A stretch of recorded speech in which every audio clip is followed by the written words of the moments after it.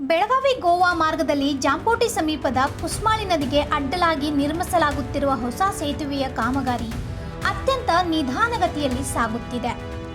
ಇದರಿಂದ ಪ್ರಯಾಣಿಕರಲ್ಲಿ ತೀವ್ರ ಅಸಮಾಧಾನ ವ್ಯಕ್ತವಾಗುತ್ತಿದೆ.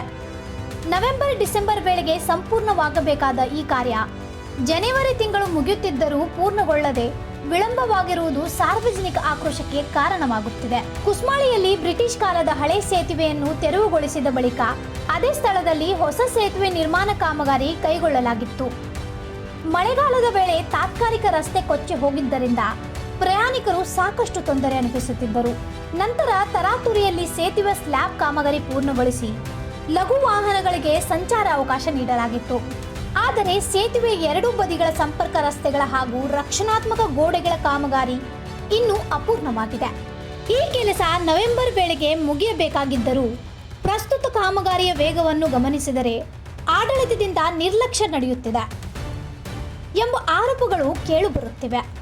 ಸೇತುವೆ ಮುಖ್ಯ ಕಾಮಗಾರಿ ಪೂರ್ಣಗೊಂಡಿದ್ದರೂ ಸಂಪರ್ಕ ರಸ್ತೆ ಕಾಮಗಾರಿ ನಿಧಾನವಾಗಿ ಸಾಗುತ್ತಿರುವುದಕ್ಕೆ ಸ್ಪಷ್ಟ ಕಾರಣ ತಿಳಿದುಬಂದಿಲ್ಲ.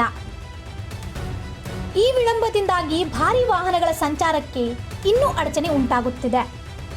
ಪ್ರಯಾಣಿಕರು ಆರ್ಥಿಕ ಹಾಗೂ ಮಾನಸಿಕವಾಗಿ ಸಂಕಷ್ಟ ಅನುಭವಿಸುತ್ತಿದ್ದಾರೆ.